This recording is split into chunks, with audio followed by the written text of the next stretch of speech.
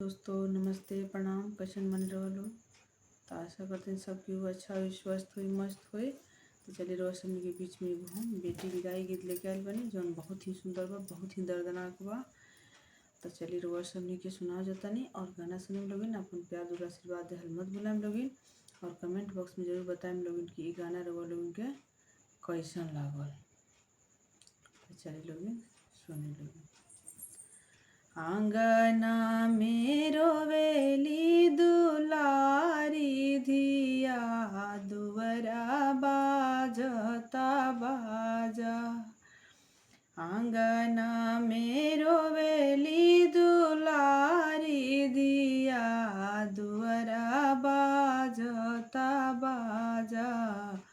मंगिया में सिंदूरा सजाई के बिहने ले जई है राजा।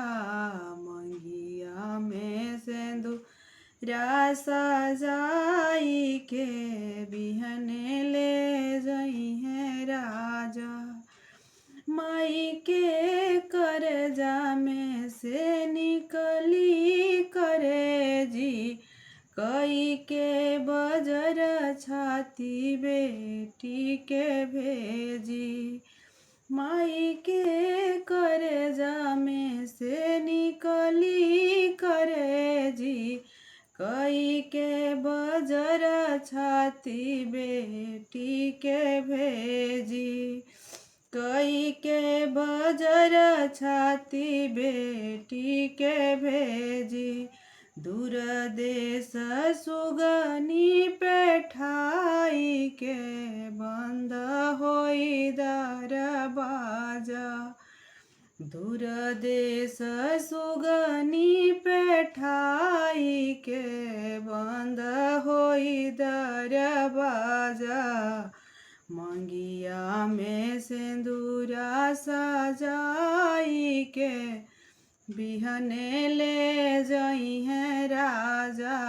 मंगिया में सिंदूरा सजाई के बिहने ले जई है राजा।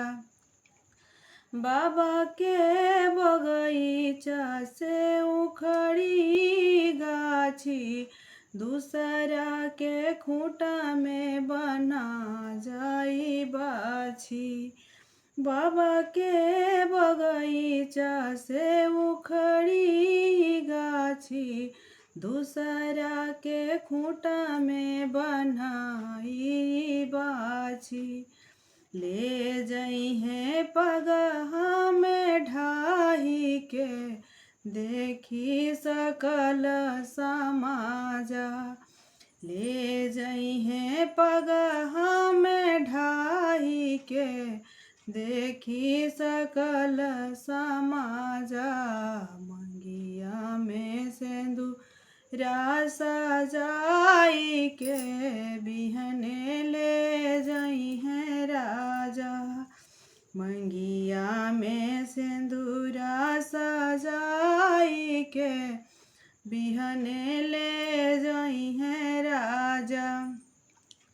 आंगना में रोवेली दुलारी धिया दुवरा बाजेला बाजा।